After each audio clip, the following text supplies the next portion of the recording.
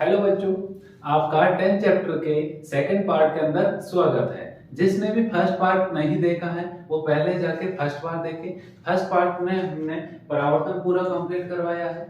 First part के अंदर पूरा परावर्तन कंप्लीट हो चुका है। अभी सेकंड पार्ट के अंदर अपन कंप्लीट करेंगे अपवर्तन, प्रकाश का अपवर्तन। प्रकाश का अपवर्तन क्या चीज होती है वो अपन यहाँ देखेंगे, और प्रकाश का अपवर्तन किस किस से हो सकता है वो अपन देखेंगे। ठीक है, यहाँ देखिए, मानिए प्रकाश का अपवर्तन मैं शॉर्ट में समझा देता हूँ। यदि प्रकाश की किरण एक माध्यम से दूसरे माध्यम में जा रही है तो उसको प्रकाश का अपवर्तन कहते हैं, ये याद रखिए। देखिए, ये कांच की कोई भी स्लेब है, यदि मैं इसके ऊपर कोई भी प्रकाश की किरण डालता हूँ, ये देखिए यहाँ से मैंने कोई भी प्रकाश की किरण डाली है, ठीक है, यहाँ पे वायु होगी, यहाँ पे कांच वाला हिस्सा है, यहाँ पे देखो एयर है, यहाँ पे एयर नहीं है, तो यहाँ पे माध्यम क्या हो गया, चेंज हो गया। ये माध्यम फर्स्ट है और ये माध्यम सेकंड है। यदि प्रकाश की किरण वायु से कांच में प्रवेश करती है तो वो अभिलंब की तरफ झुक जाती है। देखिए, ये प्रकाश की किरण सीधी जानी चाहिए थी, बट ये अभिलंब की तरफ झुक गई है।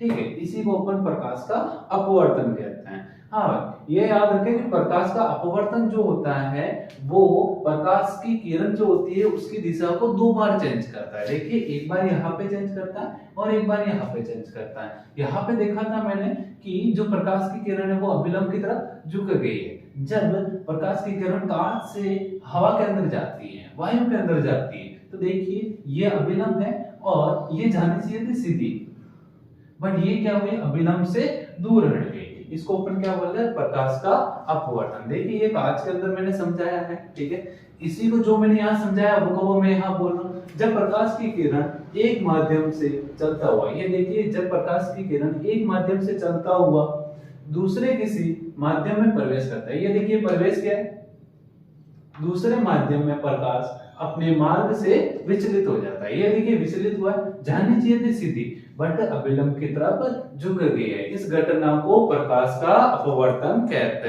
हैं। तो बच्चों, जैसा कि आपको सर ने बताया कि अपवर्तन क्या होता है, तो अपवर्तन क्या होता है कि जब भी कोई प्रकाश की किरण एक माध्यम से दूसरे माध्यम में जाती है तो अपने मार्ग से विचलित हो जाती है, यानी कि उसको जैसे जाना होता है वैसे ना जाके या तो वो अभिलंब की तरफ झुक जाती है या अभिलंब से थोड़ी दूर चली जाती है। तो इस अपवर्तन को लेके अपने पास दो नियम है, जैसे अपन ने परावर्तन में पढ़े थे, कुछ कुछ वैसे ही। उसमें जो पहला नियम है वो दोनों में सेम है कि आपतित किरण, अपवर्तित किरण तथा अभिलंब वो तीनों एक ही तल में होते हैं। दूसरा नियम इसमें इंपॉर्टेंट है, जिसको अपन स्नेल का नियम भी कहते हैं। इसके अंदर क्या होता है कि जो भी अपनी आपतन कोण की जो ज्या होती है, यानी कि उसका जो साइन होता है, एंगल साइन, ठीक है, और जो अपवर्तन कोण होता है आर, उसकी जो ज्या होती है एंगल आर, उन दोनों का जो अनुपात होता है वो हमेशा नियत रहता है, यानी कि कांस्टेंट रहता है। हेलो बच्चों, अपन ने फर्स्ट पार्ट के अंदर गोलीय दर्पण पढ़े थे क्योंकि वहां पे प्रकाश का परावर्तन हो रहा था। अभी अपन पढ़ेंगे गोलीय लेंस, क्योंकि यहाँ पे प्रकाश का अपवर्तन हो रहा है। गोलीय लेंस दो प्रकार के होते हैं, उत्तल लेंस और अवतल लेंस। उत्तल लेंस क्या होता है, ऐसा लेंस जिसमें दो गोलीय पृष्ठ, ये देखिए दो गोलीय पृष्ठ है, बाहर की ओर उभरा हुआ, दो बाहर की ओर उभरे हुए हैं, उसे उत्तल लेंस कहते हैं। यदि उत्तल लेंस बोलो तो बीच में से मोटा तथा साइड में से पतला, ठीक है। उत्तल लेंस को अभिसारी लेंस भी कहते हैं। अभिसारी लेंस क्या करता है, प्रकाश को एक जगह केंद्रित करने का काम करता है। मतलब कि उत्तल लेंस जो है, मैं यदि प्रकाश की किरण यहाँ से डालता हूँ तो प्रकाश को एक जगह केंद्रित करेगा। उत्तल लेंस प्रकाश को एक जगह केंद्रित करता है, ठीक है।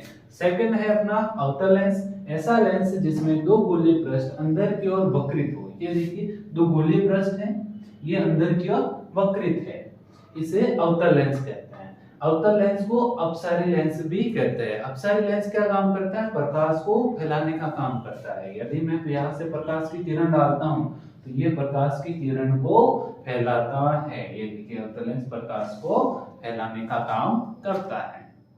तो बच्चों, जैसा कि आपको सर ने बताया कि उत्तल लेंस में दो गोलीय पृष्ठ होते हैं तथा उन दो गोलीय पृष्ठों की यदि मैं वृत्त को पूरा करूं, यानी कि अगर इस वाले जो लेंस है, लेंस की जो ये वाली साइड है, इसके अगर सर्कल को मैं पूरा करूं तो इसका एक केंद्र आएगा जिसको मैं 2f2 नाम देता हूं, तथा इस वाले सर्कल का जो केंद्र आएगा उसको मैं 2f1 नाम देता हूं।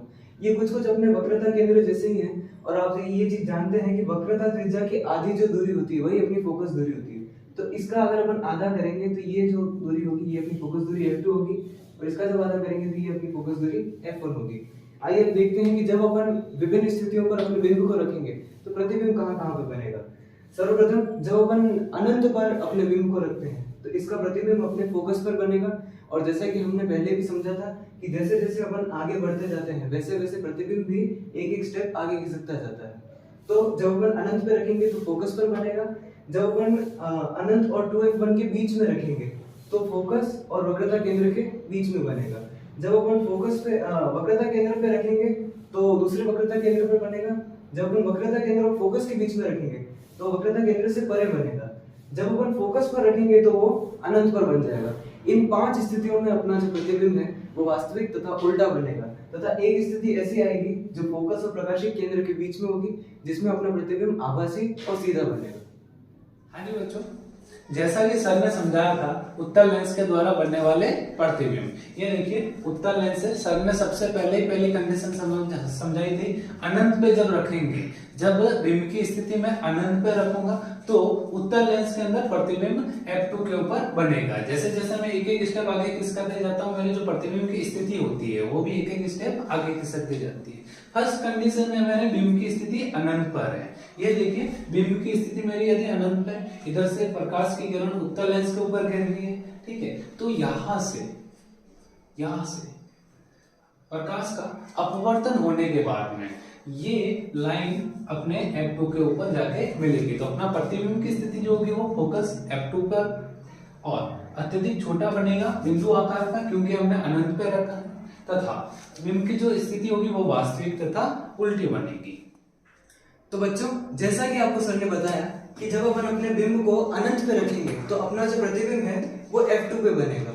अब अपन क्या कर रहे हैं कि अपने बिंब को एक स्टेप आगे खिसका रहे हैं, यानी कि अपन कहाँ रखेंगे, अनंत और 2f1 के बीच में, तो अपना जो प्रतिबिंब है वो भी एक स्टेप आगे खिसक जाएगा, तो वो कहाँ जाएगा, f2 और 2f2 के बीच में।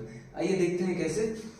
जब अपना ये बिंब अपन ने यहाँ पे रखा है, यहाँ से अपन समांतर एक प्रकाश की किरण गुजारेंगे तो वो फोकस से होकर गुजर जाएगी।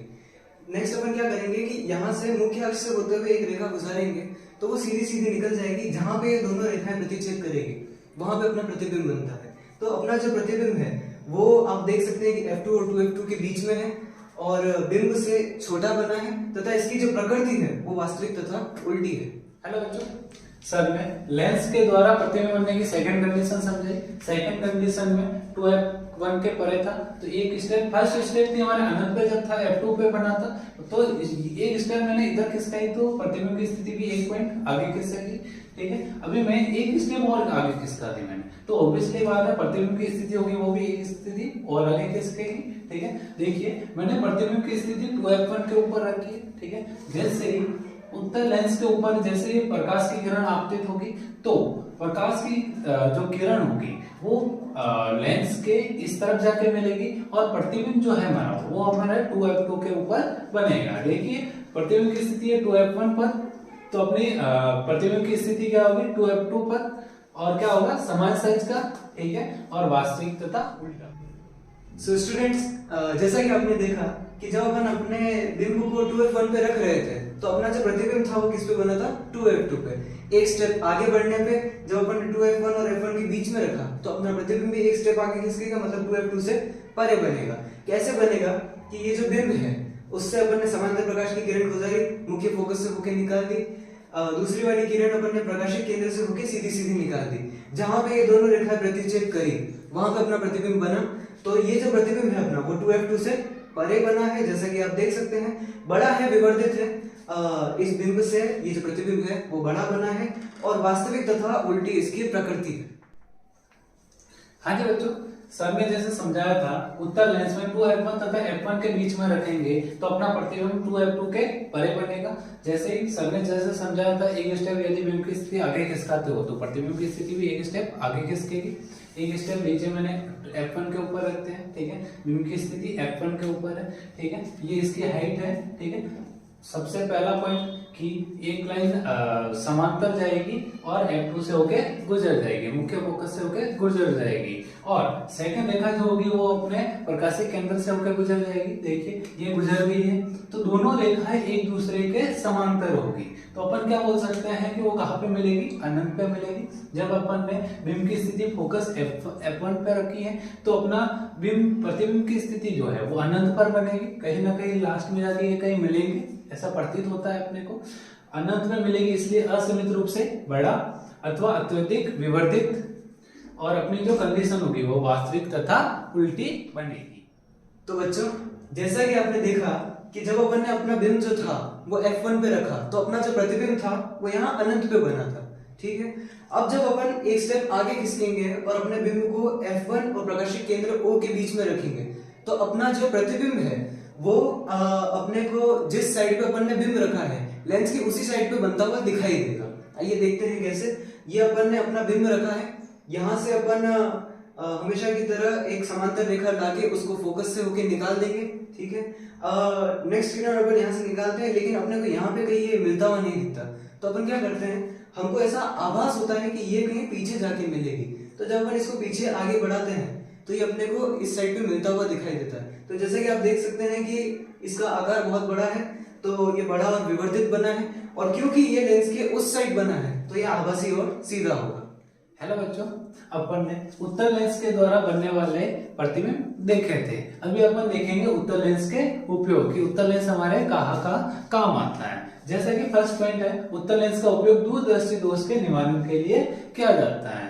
जिनको दूरदर्शी दोष होता है, मतलब कि जिनको पास की वस्तु साफ नहीं दिखाई देती है, उनके लिए जो लेंस होता है, जो चश्मे पहनते हैं, वो जो उनके अंदर जो लेंसेज होते हैं वो उत्तल लेंस के होते हैं। सेकंड पॉइंट है हमारा, उत्तल लेंस का उपयोग दूरबीन में भी किया जाता है, ठीक है। थर्ड पॉइंट है, प्रयोगशाला में भी उत्तल लेंस का उपयोग किया जाता है। ये उत्तल लेंस के 3 उपयोग है। तो बच्चों आपको सर ने अभी उत्तल दर्पण के उपयोग बताए। अब अपन देखेंगे कि अवतल दर्पण से प्रतिबिंब का निर्माण किस तरीके से होता है। तो ये अपना एक अवतल दर्पण है। अवतल दर्पण अपना जो होता है वो प्रकाश को फैलाने का काम करता है। इसमें अपने पास 2 कंडीशन बनती है बिंब को रखने की। पहली कंडीशन होती है अनंत पे। तो अनंत से जब अपनी प्रकाश की किरणें आती है तो फैलने के बाद वो फोकस से होते जाती हुई प्रतीत होती है अपने को, ऐसा अपने को आभास होता है।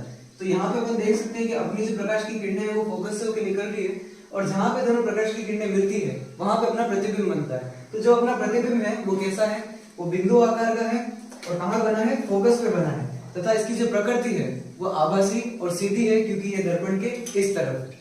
हाँ जी बच्चों, जैसा कि सर ने समझाया था, अवतल लेंस के द्वारा प्रतिबिंब निर्माण सबसे पहली कंडीशन थी अनंत पे। सेकंड कंडीशन होगी अवतल दर्पण के अंदर अनंत तथा प्रकाशीय केंद्र के बीच में। प्रकाशीय केंद्र के बीच में होगी तो 2F1 तथा F1 के मध्य होगी। देखिए मैंने यहाँ पे कोई भी बिंब की स्थिति रखी है, एक रेखा समांतर जाएगी, और जो अवतल लेंस होता है वो अपने प्रकाश को फैलाने का काम करता है। ये रेखा ऊपर की ओर चली जाएगी, प्रकाश ऊपर की ओर फैल जाएगा, तथा इसको मैं आभास कर सकता हूँ कि ये F1 पे मिलती हुई मेरे को प्रतीत होगी। सेकंड कंडीशन मेरी प्रकाशीय केंद्र से, प्रकाशीय केंद्र O से होते हुए यूं निकल जाएगी, और ये दोनों रेखाएं जहां पे मिलेगी वहां पे अपना क्या बनेगा, प्रतिबिंब बनेगा। तो अनंत तथा लेंस के प्रकाशीय केंद्र O के बीच में जब रखेंगे तो फोकस F1 तथा प्रकाशीय केंद्र O के बीच में अपना प्रतिबिंब बनेगा। और कैसा बनेगा, छोटा बनेगा, आभासी तथा सीधा बनेगा, क्योंकि प्रतिबिंब लेंस के लेफ्ट साइड में बन रहा है, ठीक है। देखिए जैसा कि मैंने पहले अपन समझा चुके हैं कि जैसे जैसे एक एक स्टेप अपन आगे खिसकता जाता है तो जो अपनी प्रतिबिंब की स्थिति होती है वो भी एक एक कंडीशन आगे खिसकती जाती है। वैसे के वैसे देखिए यहाँ पे पहले F1 के ऊपर बन रहा था, यदि मैं कंडीशन यूं खिसका रहा हूँ, ठीक है, बिंब की स्थिति यूं खिसका रहा हूँ तो मेरे प्रतिबिंब की स्थिति भी एक कंडीशन उधर खिसकेगी। तो F1 पे बन रहा था फर्स्ट कंडीशन, सेकंड कंडीशन मेरी बनेगी F1 तथा O के बीच में। ये देखिए ये बनी है। जैसा कि आपको पता है कि अपना जो अवतल लेंस है वो प्रकाश को फैलाने का काम करता है। तो अपन अब इसके उपयोग देखेंगे, और इसके उपयोग में अपन वही चीजों में काम देखेंगे जिसमें प्रकाश को फैलाया जा रहा है। तो अवतल लेंस का जो अपना प्रयोग है वो निकट दृष्टि दोष में किया जाता है। जिन लोगों को निकट दृष्टि दोष होता है उनके चश्मों के लेंस के अंदर अवतल लेंस का प्रयोग किया जाता है। दूसरा ये है कि वाहनों की हेडलाइट में अवतल लेंस का प्रयोग किया जाता है। जैसे कि आप जानते हैं कि ये प्रकाश को फैला रहा है, तो वाहन की हेडलाइट में अपने को प्रकाश को फैलाना होता है, इसलिए वाहनों की हेडलाइट में। और उसी तरीके से जो अपने स्ट्रीट लैंप होते हैं, जो अपनी स्ट्रीट में लाइटें लगी हुई होती है, उसमें भी अवतल लेंस का प्रयोग किया जाता है। हाँ जी बच्चों, अवतल लेंस के उपयोग के बाद में नेक्स्ट पॉइंट है मेरा लेंस सूत्र। ठीक है, यदि मेरे को लेंस के अंदर यदि फोकस दूरी, u, प्रतिबिंब दूरी और प्रतिबिंब दूरी यदि ज्ञात करनी हो तो मैं ये वाला सूत्र का उपयोग करूंगा। 1/v minus 1/u is equal to 1/f। ये होती है मेरे पास में बिंब दूरी, v होती है मेरे प्रतिबिंब दूरी और f होती है मेरे पास फोकस दूरी। ठीक है, ये यदि मैं क्वेश्चन पूछ लूं बिंब दूरी, प्रतिबिंब दूरी और फोकस दूरी के अंदर संबंध बताइए तो मेरा ये वाला फॉर्मूला डिनोट कर देंगे अपन। तो बच्चों, अपने जो लेंस का जो आवर्धन होता है वो अपने प्रतिबिंब की जो ऊंचाई होती है h डैश और जो बिंब की ऊंचाई होती है h, उसके अनुपात के द्वारा दिया जाता है। तो अपना जो आवर्धन m है वो प्रतिबिंब की ऊंचाई अपॉन बिंब की ऊंचाई के बराबर होता है। यदि इसका रिलेशन अपन अपने प्रतिबिंब की दूरी और बिंब की दूरी में देखें तो कुछ v/u निकल के आता है, अर्थात अपने प्रतिबिंब की दूरी का और बिंब की दूरी का जो अनुपात होता है वह अपने आवर्धन के बराबर होता है। हाँ जी बच्चों, अपने 10 चैप्टर के अंदर भाग सेकंड के अंदर, पार्ट सेकंड के अंदर लास्ट पॉइंट है लेंस की क्षमता। लेंस की क्षमता किसे कहते हैं? लेंस के द्वारा प्रकाश को फैलाना तथा एक जगह केंद्रित करने की क्षमता को लेंस की क्षमता कहते हैं। लेंस की क्षमता को P से निरूपित किया जा सकता है। ठीक है, देखो वापस एक्सप्लेन करता हूँ। लेंस के द्वारा प्रकाश को फैलाने तथा एक जगह एकत्रित करने की क्षमता को लेंस की क्षमता कहते हैं। ठीक है, हाँ भाई, लेंस की क्षमता का फॉर्मूला आता है P = 1/f। ठीक है, यहाँ पे लेंस की क्षमता कंप्लीट हो जाती है। यदि आपको पूछ ले कि लेंस की क्षमता का ऐसा ही मात्रक क्या होता है तो डायोप्टर = 1/, देखिए P को मैं चेंज करूंगा तो डायोप्टर फॉर्मूले अकॉर्डिंग इसकी यूनिट बनेगी P क्या होता है? लेंस की क्षमता। लेंस की क्षमता का ऐसा ही मात्रक होता है डायोप्टर, D से डिनोट करते हैं इसको। 1/f, f कोई भी डिस्टेंस है, डिस्टेंस को हमेशा अपन मीटर में नापेंगे, तो 1 डायोप्टर = 1/मीटर। ठीक है, यदि मेरे को 1 डायोप्टर की डेफिनेशन पूछ ले तो 1 डायोप्टर होगा तो फोकस दूरी भी 1 मीटर ही होगी। ठीक है, 1 डायोप्टर की डेफिनेशन होगी, यदि फोकस दूरी 1 मीटर है तो लेंस की क्षमता 1 डायोप्टर होगी। यदि मान लीजिए अपनी फोकस दूरी जो है वो 1 मीटर है तो अपने जो लेंस की क्षमता होगी वो भी 1 डायोप्टर होगी। इसी के साथ में अपना 10 चैप्टर कंप्लीट होता है। जिसने भी फर्स्ट पार्ट नहीं देखा है वो पहले फर्स्ट पार्ट जाके देखे और सेकंड पार्ट भी देखे और हमारे YouTube चैनल को सपोर्ट करें।